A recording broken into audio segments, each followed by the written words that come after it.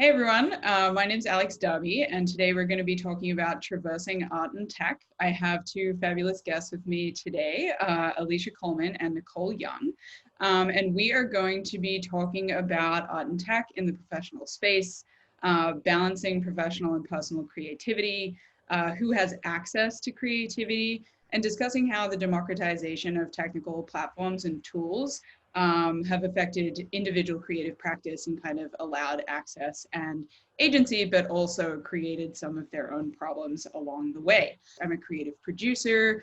I work on interdisciplinary art and tech projects, including exhibitions, digital and in-person events, which we hopefully will see again, interactive media, and in general, immersive tech. And I am going to let each of my guests introduce themselves.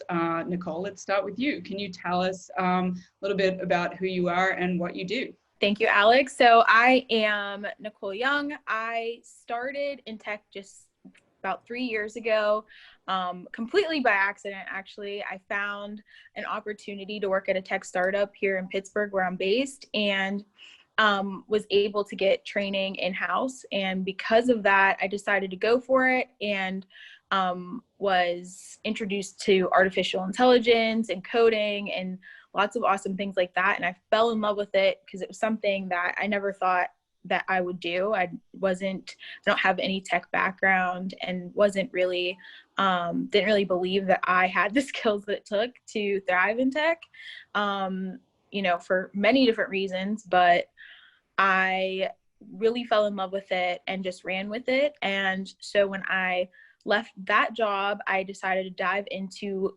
continuing to learn how to code and being able to combine my creativity with what I was learning with code. I just really enjoyed it and started to share my journey on learning how to code on social media. So now I have an audience on social media where I share my journey, but also help others to start their own journey in coding and technology by just trying to empower them and showing them that they can do it. That's awesome. I love that. And I note here that you said that you didn't believe that you had the skills. And I think that that's like a really important part of, what we're going to touch on today, but also what has kind of clearly motivated you to be doing the work that you do in terms of sharing your journey and sharing your skills, and not kind of, once you got to this place where you did believe that, keeping that kind of to yourself. So I'm really interested in kind of like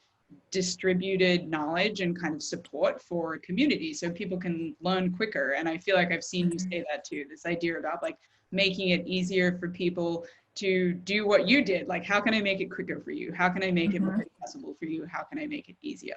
100%. I really love that. Alicia, let us know what you're about and what you do. My name is Alicia Coleman. I live in Brooklyn, New York. I'm currently a graphic designer and art director.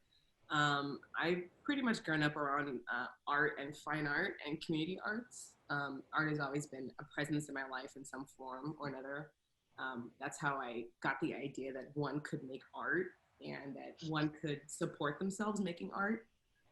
So early in my journey, I started off thinking that I would be an art teacher, and I went to school for art education, and I had a very fine arts centered background, kind of foundation in understanding modern art and historical art.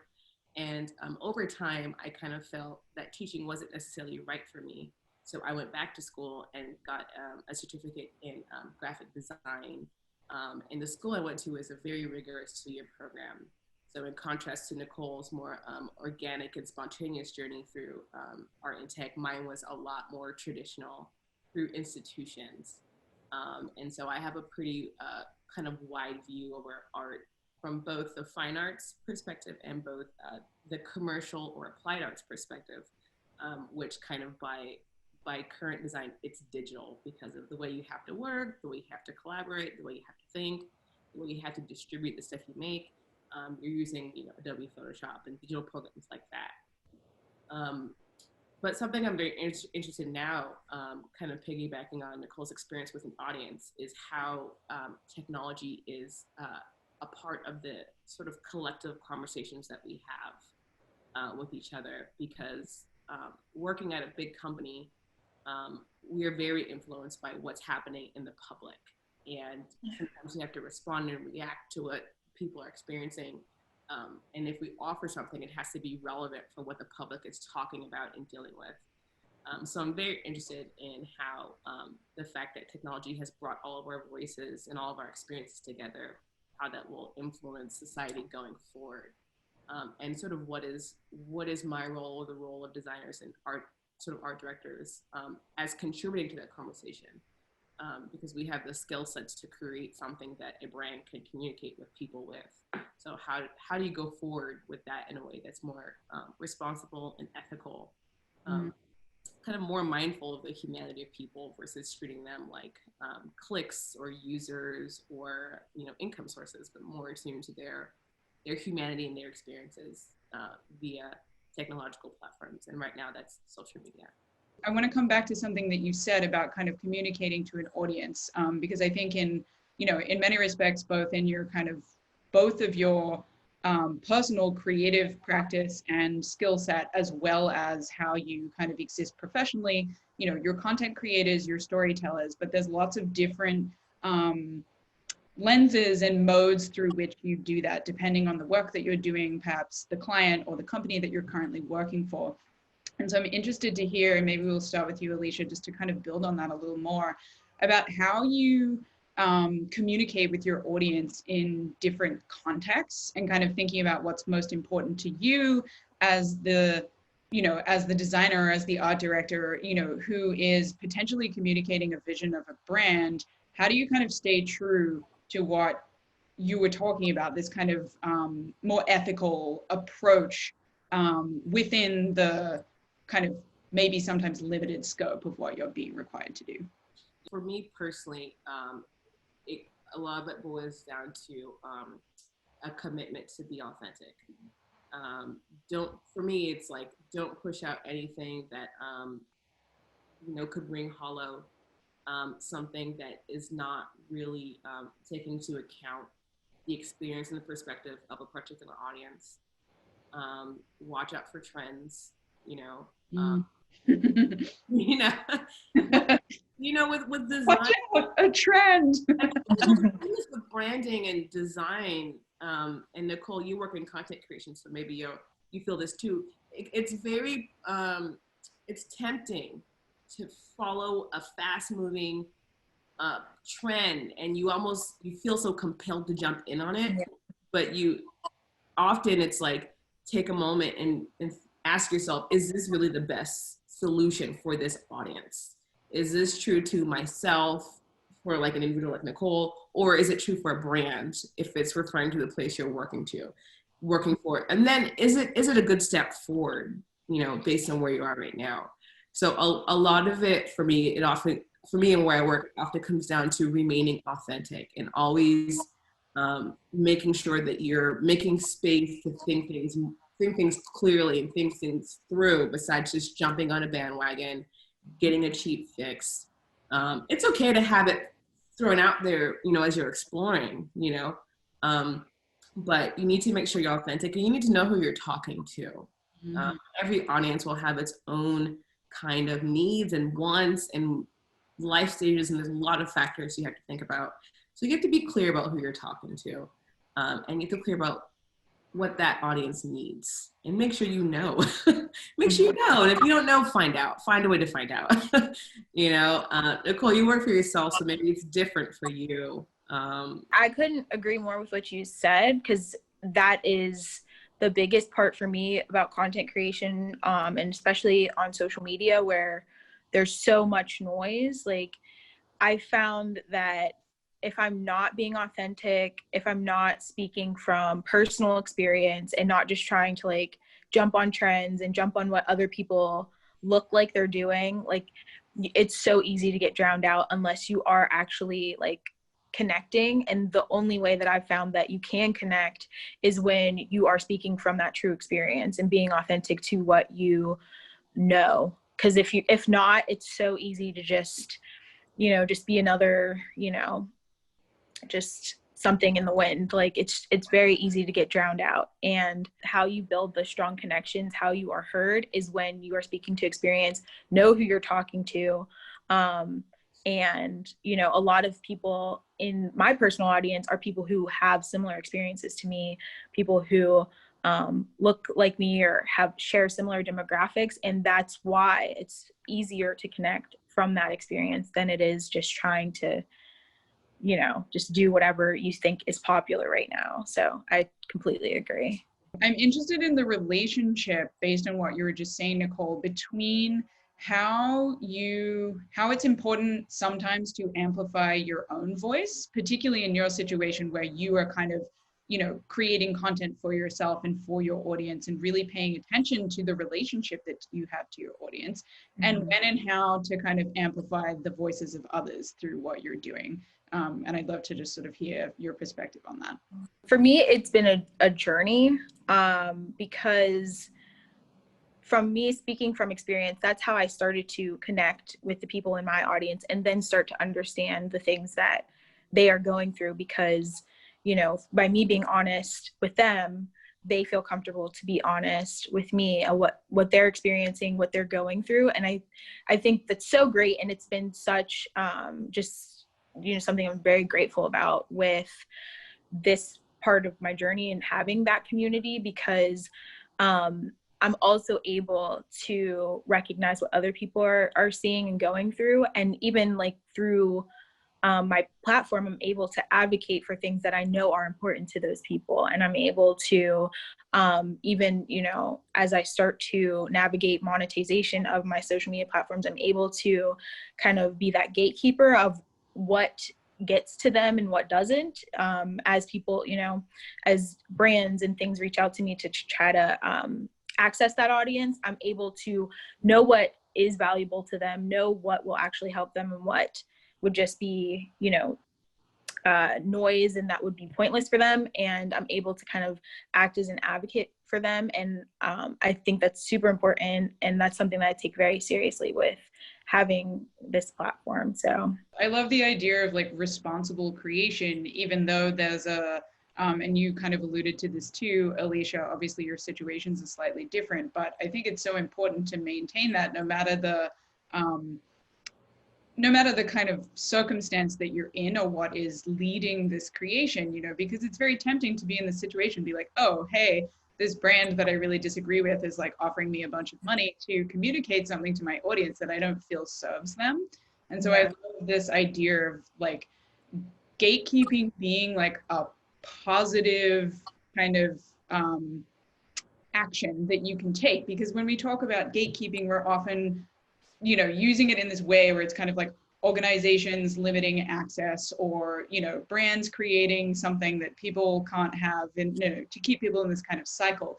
But I love the idea of, you know, maybe not gatekeeping, but kind of like shepherd. It's like you taking on this role of like protecting your audience from things that are harmful and things that are not kind of doing good or serving you or them in the long run. And I love that idea of like responsible kind of not just content creation, but content distribution in terms of like power that you're afforded through this platform, which I love that. And I want to add that because Nicole has her own platform, she's very lucky in that she does not have to navigate a labyrinth of personalities where when you work inside an organization, that's the battle, you know, they're competing interests, there's a hierarchy, you know, you may not always be the one who gets to make the decision, you may not be in the conversation before things are decided. So, you know, that gatekeeping moves to sort of finding ways to push, you know, finding ways to push for better content, more timely content. Sometimes you do it under the radar, sometimes you propose it and, you know, it gets greenlit.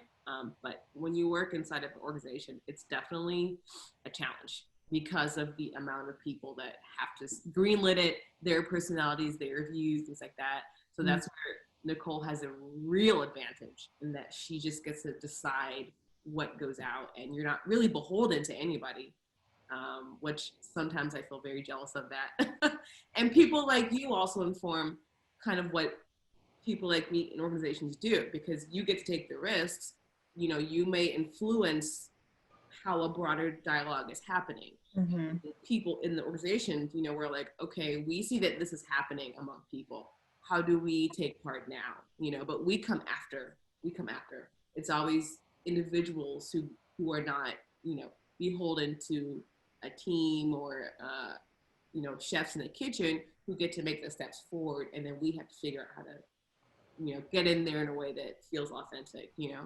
Yeah, I mean, it's interesting, this kind of like jealousy of freedom. And I really, what you're saying about this kind of organizational structure and how you push within that, I feel like really resonates. You know, I recall times in my career where I have had these kind of very light bulb moments about like who you are as an individual versus who you can be within an organization. And like, ultimately those things are at attention a lot of the time for me personally, as someone who's like quite a loudmouth in organizations. I work for myself now, and that's probably very telling.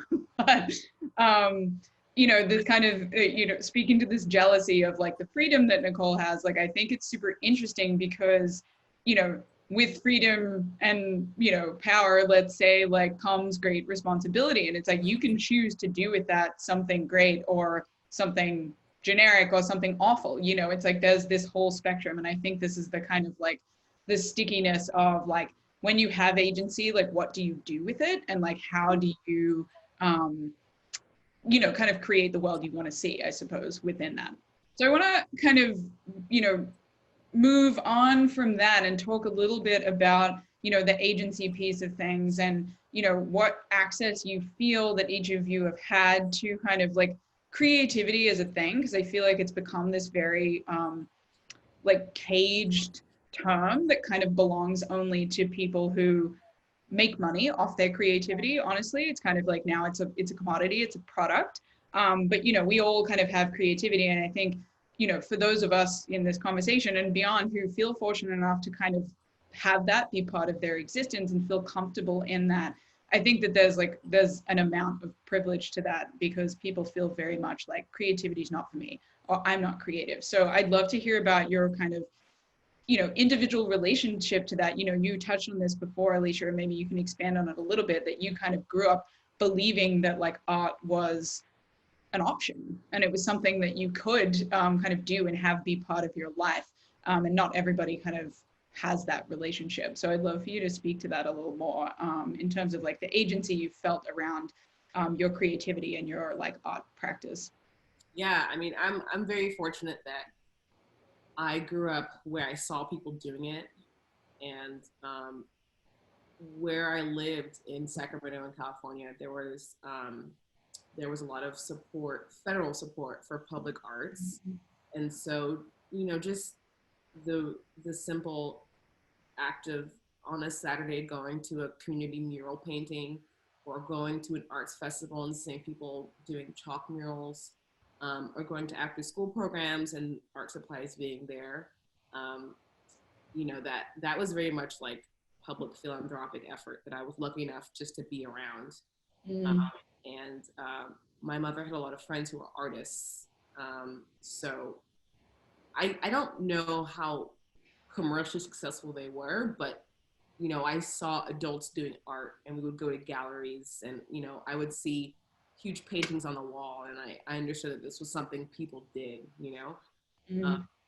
So for me, it was about exposure, just being exposed to this, and having it be normal, you know, not having it be something special or different.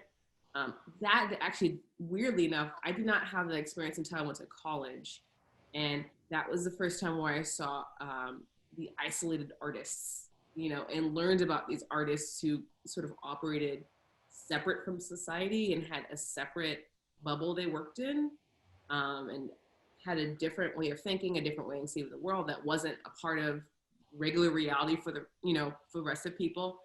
And in design, it's there too, because design is a particular lens to see things. It's a particular skill set, um, even though it's sort of for mass and for commercial. I didn't see that the bubble, privilege bubble you're talking about, until I got to fine arts, you know, kind of where the bubble exists, some of the bubble supports. Um, So I think in me that sort of instilled a strong like love for public arts advocacy and a belief that everyone deserves art, and a little bit of sort of like righteous indignation at, you know, like why is this knowledge not easier to access for people? Why do people think they're not creative? Or why do people think they don't understand art? I mean, art is, for me, art is humanity. Like, it's just something, creativity is something human beings do. So, you know, if you see a splatter on the wall and you can't understand it, it's because you don't understand the language it's in. And that's just an educational problem, you know? So I definitely have seen a wide spectrum of things, of the way art is created, and kind of where I'm at now is I want more people to understand that. You know, it's always there. It doesn't have to be privileged. It's a matter of learning and learning history, studying it, learning about artists, and you know, those resources are everywhere. That's how I grew up with it, and I would like to see more people have access to that. I love what you said about saw adults doing art, which is just like, Yeah. you know, I think it's this, I don't know who said this, but it's like you can't be it if you can't see it. It might have actually been Beyonce, but you know, and I think that sort of really speaks to what you do as well, Nicole, which is like showing people like, hey, like this is a thing. You don't have to necessarily like believe this. Yeah. Like the only way you can believe that you can do something is if like you can see that it's possible. And if you don't have exposure to something, then, you know, which I think is really one of the kind of like positive ends of this idea of like technology and social media and things that kind of distribute access to visibility for people, like as a baseline, you know. um so I Let's kind of like weave into that a little bit. Nicole, I'd love to know what your current relationship to technology is. I know it's wrapped up in your work, it's wrapped up in, you know, your kind of like personal content creation. But I'm always really, really interested in like how we feel about that and what that is like for you every day. I've always had a love-hate relationship with it, because it does, you know, like technology makes everything that I do a lot easier and possible in some aspects, like the platform, the communication, the connections that I have, a lot of them, even friendships that I've built, are through the technology that I use. And so I'm very grateful for that. It doesn't always agree with me just in the, you know, the day to day, but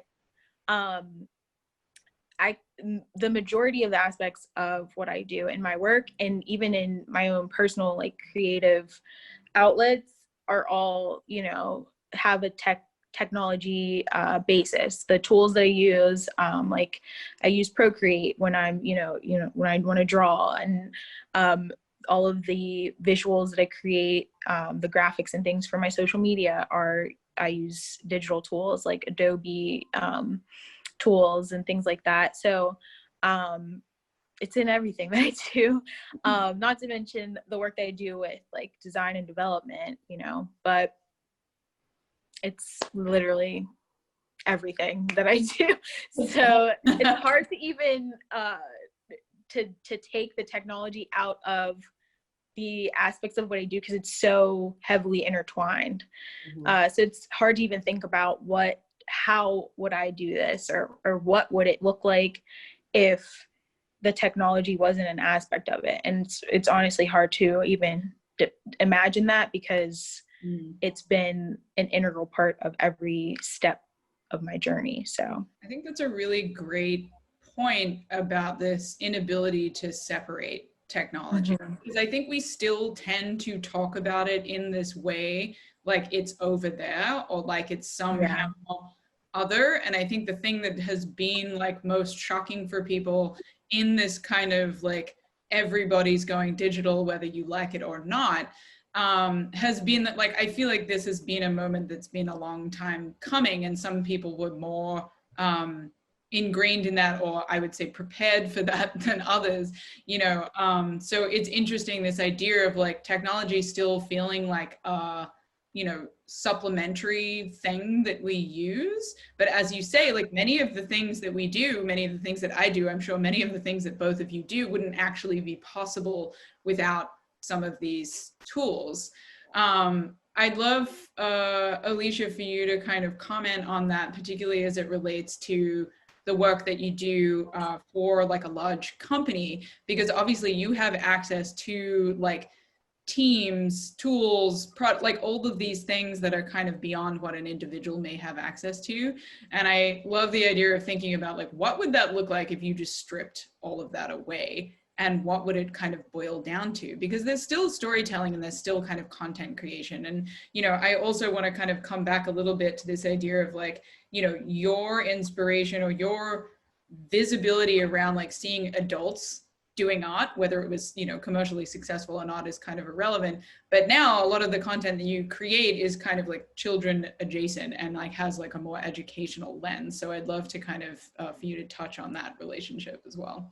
Stepping back and looking through the lens of an art director, fine arts and art that's created with real materials have a certain visceral emotional quality to them, which make them, this is such like a commodifying way to describe them, but indispensable for messages like that. You know, like recently we put out a message that was 9/11 memorial graphic or remembrance graphic, and it was done in a hyper-realistic pencil style. And it got a lot of very strong emotional engagement. That's very clinical way to describe it, but real materials have a certain, they create a certain emotional response that if you're looking at it from the lens of what's the best way to communicate this, for me, I think that will always make that kind of art or that material valuable to communicate something that needs to be softer tone, more emotional, more nuanced, more sensitive, just because the medium really supports that. But it's distributed on a technological platform, you know? So, you know, it's almost like the two need each other, you know? And technology really makes it possible to work in a large organization with the number of changes you have to make, with the speed you have to work at, with the way you have to collaborate with people. That's all technology, the same way email facilitates that too.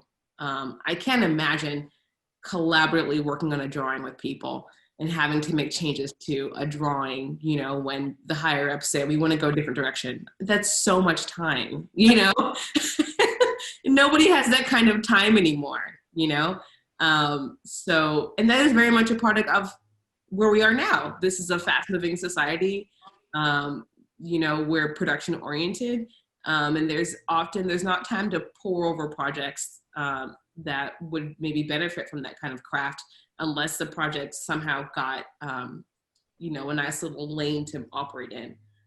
The person who did that drawing is lightning fast. He did that drawing in about 2 days, and he's been doing that for decades, you know?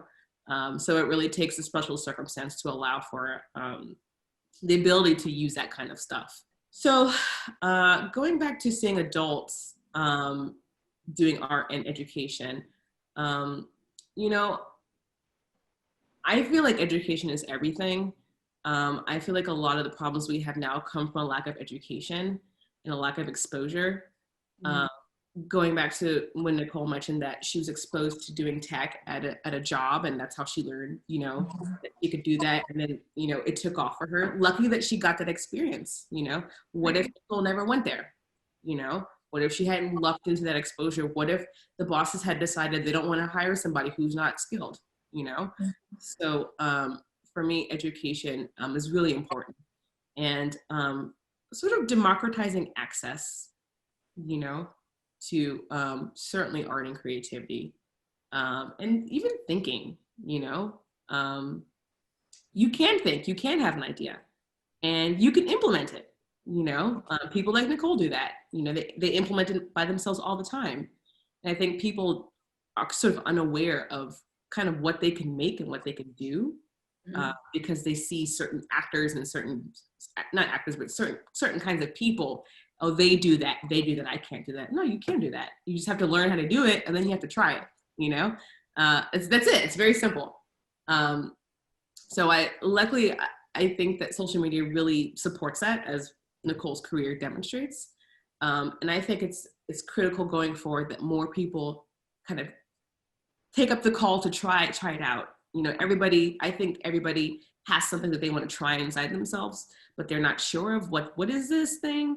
Can I even do this?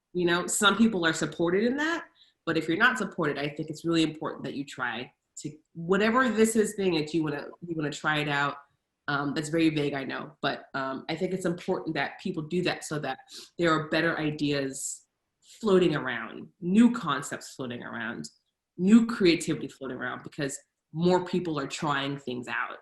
And it sort of makes the grander conversation better when there's more people, more diverse voices, instead of just the same old people over and over again, making the same stuff for all of us, which traditionally has been just white men, and other people didn't know that they could try it too. You don't have to be a white man to be a creative, a coder, a business owner. Anybody can do that now. You just have to have access to the tools and access to the information.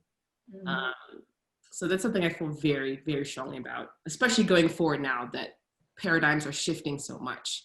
I want to see new voices, new thinking, new imagination, sort of emerge to replace what is crumbling or receding right now in the time we live in. I love this idea of exposure over education, just kind of like picking at a few things that you're alluding to, which is, for me, feels like this kind of education feels top down sometimes. And I think that's also a reason why it's inaccessible, or it doesn't work for everyone in the same way, because it's all kind of delivered and distributed in this one mode. Exposure, however, to use it in the most like positive sense that I can think of, which is really like what you glean from a situation, the observations you make, the kind of takeaways from a thing. And like, speaking to use your experience as an example, is that like, if someone taught you those things versus you being exposed to what was possible through having that knowledge, is a very different thing. And again, it speaks to your experience as well, Alicia, where it's like seeing that something is possible, or seeing what's exciting about something, or seeing what the kind of like actual like day-to-day mechanics of that might look like, versus someone being like, here is what you have to learn in order to even be in that day-to-day. I think, like, education can sometimes also be like prohibitive, and it does still kind of put people in this box, the people who do have access to it, of being like, I maybe still feel like that I don't fit in this place, or that I don't have the right to be here. And so I'm interested in this kind of thinking about like sponge mode as being like exposure-based education. I'm interested to hear from you, Nicole, like what you think, or what you feel is kind of, or hope, I suppose, is this kind of like sponge mode takeaway for your audience. Like, what do you think in kind of putting your journey out there and sort of providing an alternative educational platform, ultimately, of visibility and exposure? What is it that you hope that people are able to kind of gain from that personally? There's just so many great points coming at me right now, and I'm just like really excited about this, because this is what I think about all the time, and this is what really drove me to start sharing my journey. For a lot of the points, Alicia, that you made of, I want people to be able to see someone that looks like them and say, well, if she did it, then I can too. Well, her experience is similar to mine, where it was like a mid-career change. It was something that I drove myself, of just having this interest and being excited about it, and just saying, well, I have these resources available to me, so I'm going to take advantage of them. I'm trying to essentially share so I can be those resources to other people, so that people who maybe don't have the luck that I had of just getting into a job, being in the type of city that has those types of opportunities, I want to be able to give whatever it is that I have that could potentially help someone else to recognize that, experience that same type of excitement and interest, and be able to have the tools to begin on their own and take it from there. Because, you know, like Alicia, you made the point of like just the level of access that you have is so much broader and bigger than has ever been possible. And so I want to make sure that I'm using all of the channels that I have to be able to provide that exposure to people, to be able to act as that conduit of exposure and change and kind of spark that that mode for them, so that, you know, those that have it in them that maybe never thought it was possible for them, or maybe just never even knew it existed, like can have a chance to experience it, to learn, and to know where to go to find what they need to start, you know, to build from there. So it's super important.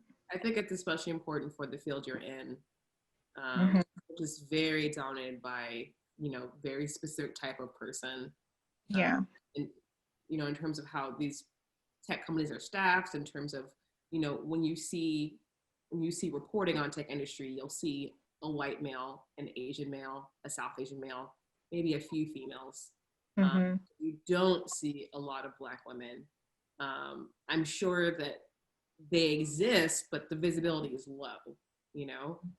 So the fact that you have a platform to increase visibility for Black women as coders in tech, I think is really important to help diversify that field. And just so that, you know, especially Black people, you know, we're in a time of, those of us who are younger, we're in a time of really expanding what Black people kind of know that they can do, you know? I mean, historically, we just did not have access to so much.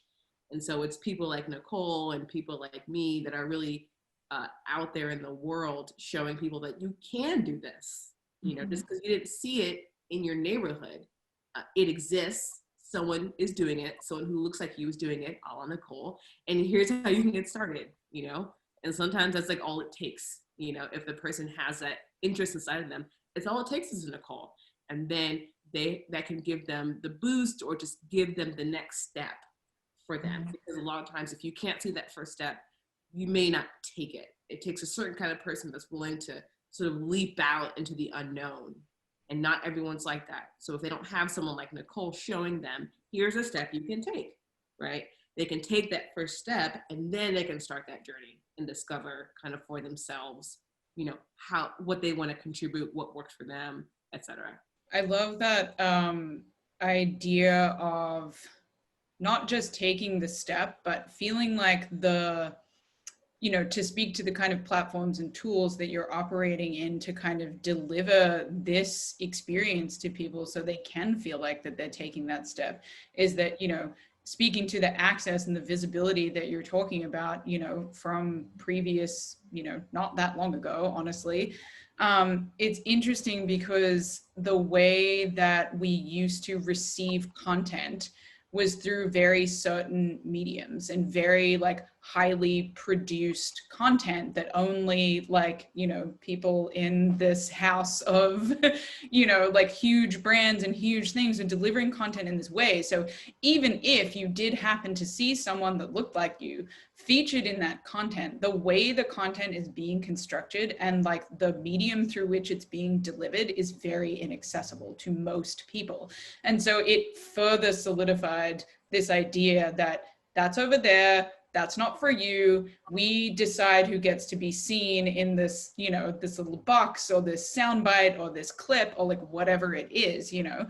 But like the way that we're moving now, and the interesting thing about, you know, we could talk all day about how, you know, the access that we're provided to these tools gives us, you know, takes away a lot of power and freedom that we have in terms of like nothing is free. What are we giving up to have free access to these platforms and these tools? But I think it's very important to think about not only the content and the person. So like, you know, what I'm saying to you and what I look like to you, and do you look like me, and can you see yourself in me? But also, can you see yourself in this medium? Does this feel accessible to you? Nicole, I'd love to kind of hear your thoughts on that a little more as well, because I think really like it's not just the access people have to the platforms. It's like, hey, they can watch us right now. They're like, oh, you're sitting in your room, office, living room, whatever it is. They're like, I have one of those. Not like you're sitting in this studio with like this much makeup on, and you know, all these other aspects of that content creation that feel inaccessible. So I'd love to kind of hear your perspective on that. Yeah, I that's something I focus on too, of like just making it feel relatable, because for me in my personal journey, social media represented a lot of like awakening of what was available to me also, because you know, I grew up in a very small town outside of Pittsburgh, and so I only had very specific understanding of what, you know, African American people did and what they could do. I didn't have a lot of representation of like,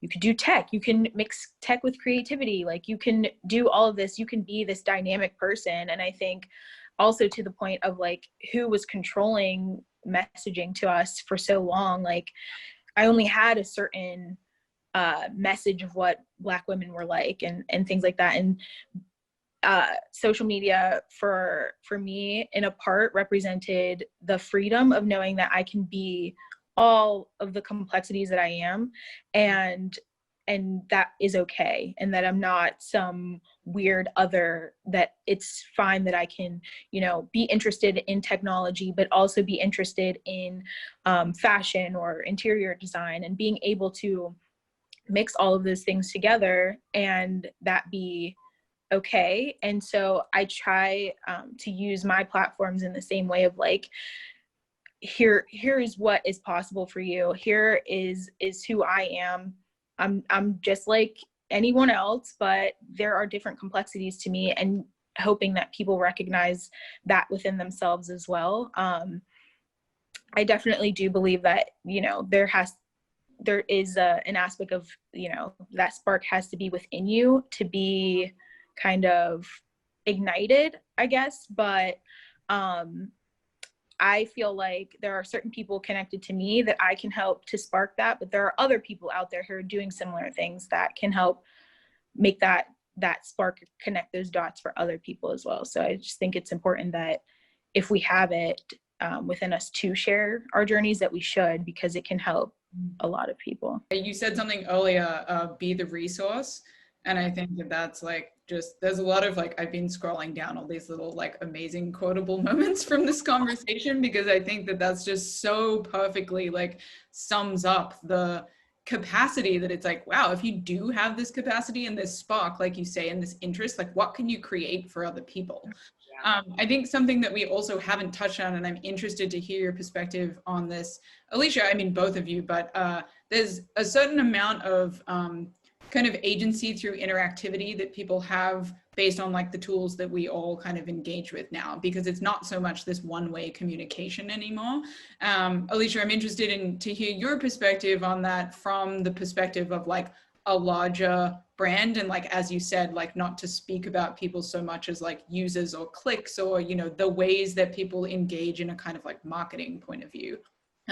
But more about like how you think about that relationship when you're creating something, because it's not just a talking at anymore, it's like a talking to, and often it's a dialogue, even if that dialogue is only in kind of like invisible interaction that you only glean from like data insights, but people are still interacting with it. So it's kind of like a different mode of storytelling and a different mode of like communicating. I'm actually in a really interesting season right now, and this is more related to my personal journey as just a human being, in that I'm really evaluating my personal agency and what I thought my agency was, because it turns out that I actually really thought that my agency came through outside players. It came through the reputation of large organizations.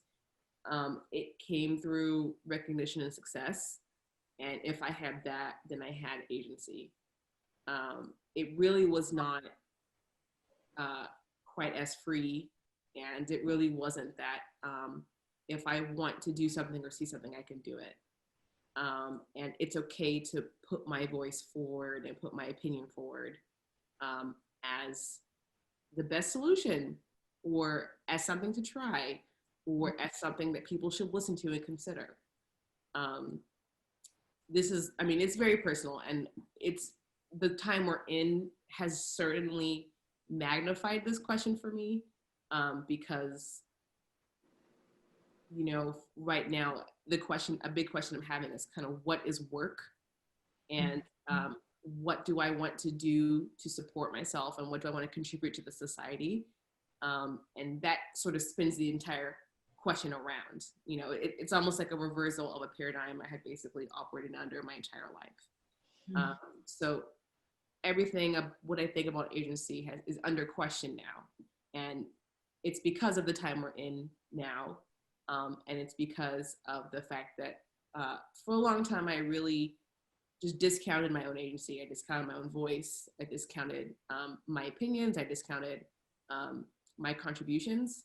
And there are lots of reasons for that. You know, you could pick an angle why that could be. You know, as women, as minorities, we're often discouraged to express our opinions. And, you know, we see lots of reasons why we shouldn't. You know, we see what happens when you do, you know, but that doesn't mean that that's necessarily how you should conduct your life, you know. So for me, where I'm at now is building the muscle of exercising my own agency, putting out ideas first, not waiting for other people or other priorities to come to me and just respond to them immediately. Make space for what I think, make space to pitch ideas, make space to really self-initiate and carry those through, as opposed to being totally oriented towards work and totally oriented towards the needs of this reputable organization. And that is definitely a practice. It is a muscle that is not normal for me, you know. I had definitely been one of these people that was a good employee, a team player, good at playing the rules and playing the game. And now that the time has really shifted, it has become, is that the best use of my time? Is that the best use of my skills? Is that the best use of my talents? Am I interested in that? Do I want to spend my life doing what other people want me to do? And no is coming out. So where I'm at now is finding small ways to push my own agenda and my own concepts forward, professionally, where it's applicable, and personally as well. Some of that hits to, do I see myself in the screen? Oftentimes I don't. I like working behind the scenes. You know, someone else can be in front of the camera. Even though I'm articulate and communicate clearly, doesn't mean that I'm naturally adept at shoving my face in front of you. Listen to me. That's actually not natural for me at all. And that's something that's in review. It's in question. I'm here now talking with you in this conversation because I think that these conversations are important, you know, and going back to my own agency, do I have something to offer here? I actually do have something to offer here. So I showed up for it. So that answer is more of a reflection on where I'm personally. But I think that it's important that people kind of stop and ask themselves, what do you think about your agency? You know, how do you feel? What constructs have you built around that? Do you give yourself permission to push your ideas forward, to put that thing out there? Because it's surprising how many small ways you can sabotage yourself if you don't think you have agency, or if you don't think you have the right to push your ideas forward, or even put something out there in the world, because, you know, you're not one of those people. And that part has been a little bit scary to see how often the sabotage can come. But it is a muscle. It's a muscle in building agency and building the skill set to just move faster on your ideas and what you want to do. Wow. No, that's just so, that's just a really amazing kind of summation. I feel like everything that you're saying really resonates with me personally right now. And I'm sure with the way that like most people are feeling, this kind of like reflection and reassessment of, you know, your values, how you're situated within like a professional space, or the things that you carry with you outside of professional space.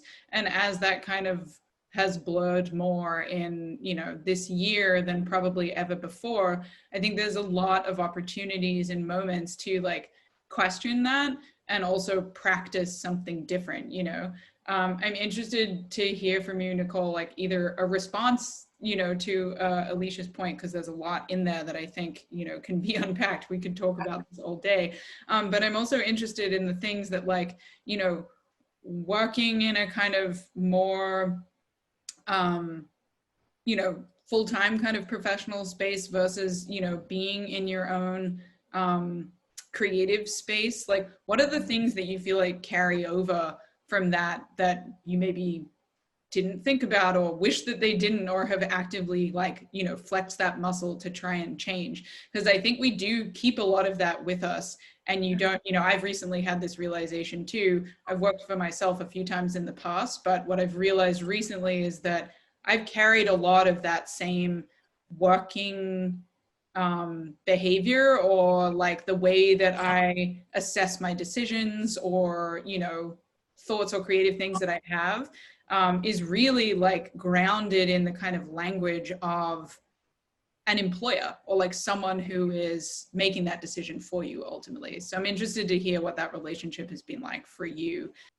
Yeah, I related to a lot of what you said as well, Alicia, because it was that way for me as well. Like having to, when I had to quit my job. I had to quit because, like, just for my own personal well-being, mental health, like it was so toxic that I had to leave. And what I realized when I decided to take that leap into, you know, navigating freelancing and just going out and doing this on my own, I felt like I needed that, like that sense of approval. Like I needed that, like, is this okay to put out? Like, if I say it is, I guess it is, you know, like I can put it out if I feel like it's good enough, you know, like that need to be like to ask someone else to sign off on it for me, or, you know, just little things like that. Like I had to get over it. And I had to, you know, you have to continue to remind yourself, like, imposter syndrome was something that I had to deal with, and even still do at times, of like feeling like, who am I to tell someone else, you know, this, but like you are the expert of your own experience. And as long as, like, you know, going back to what we were talking about before, like if I'm staying true to just what my experience is, that can still have impact and can still touch people. And just reminding yourself of that, instead of trying to present yourself as an expert that you might not be, like that is something that I've had to continue to remind myself about, because it's not easy to go from that like work mentality of, you know, there's a hierarchy. It's very different. Even the I've recently realized that even in my the way I work, even in my house, it's almost like I'm living at work. Like I'm always working, and I'm not allowing myself to take breaks.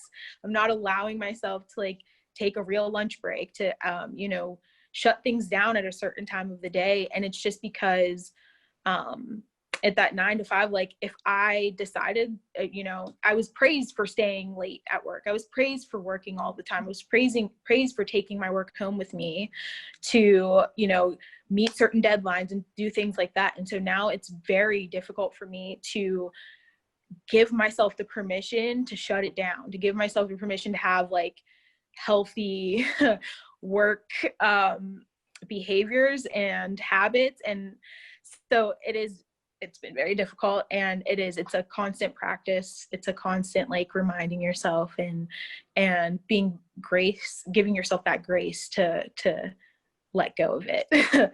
So yeah, I mean, I can definitely relate to that.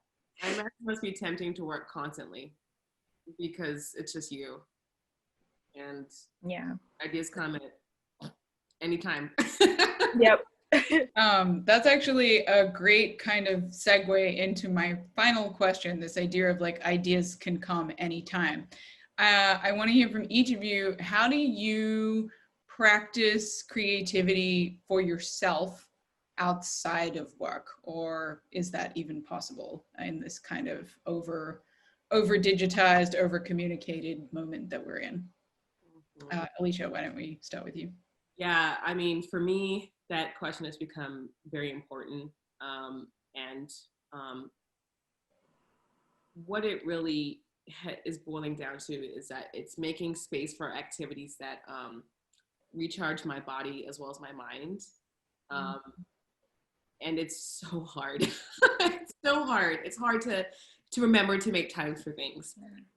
So often what that means is just make time to go for a walk, make time to get away from the screen. I recently bought a bicycle, make time to get on the bike and ride around Brooklyn.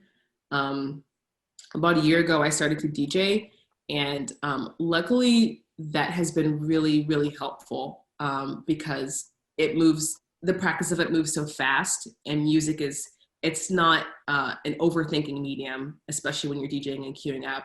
You move really fast and you have to get it right, now. And you have a minute or 2 minutes to, figure out what happens next.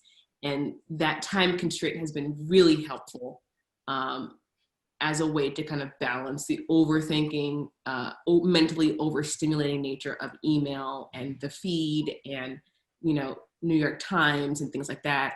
And it does put you in your body. For me, music puts me back in my body. Listening to the music, moving around with the music. It's, especially in quarantine time, it has been a really important part of really my mental health, At this point, I'm not actually thinking about like, professional implications of DJing. It's more just like a healthy habit that I have right now. And if I've had a busy day, I can just go DJ for an hour and I know that it will make me feel better. So it's really staying on top of making time for those activities that just make me feel better when I do them. And often that means they're physical, body-based activities that are not excessively thinking because, you're thinking all day long. So when it goes time to relax, more thinking doesn't really help me. And also I process much better when I have time to move and be in my body. It's not natural for me, and it's something I have to really work at.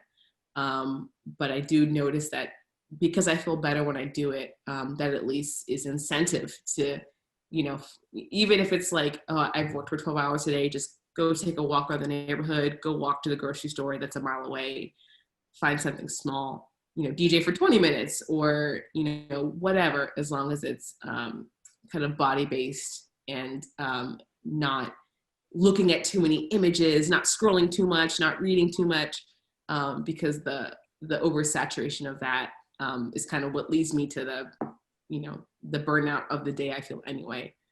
I'm actually going to a CrossFit class later on today, so maybe that will maybe that will help too. But yeah, it's more just finding more physical, modalities to help balance out. I like what you said about DJing being like a non-commercial activity. And yeah. I think it's important too to think about like, we're kind of socialized, particularly in New York, or, to kind of be like, everything I do could be a commercial activity. It's like, I make music also, and it's kind of like, no, I just make it for me. It's not like,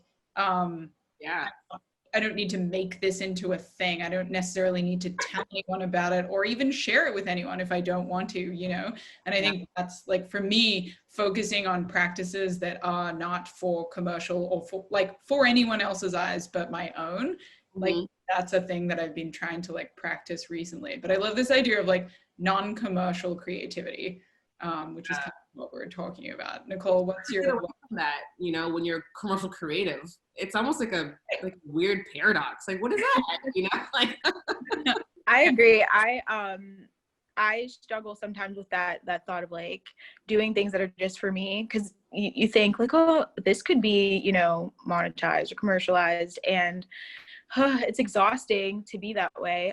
So for me, definitely getting more connected with my body, love being outside and like walking around, moving around, exploring, like hiking and things like that is fun for me.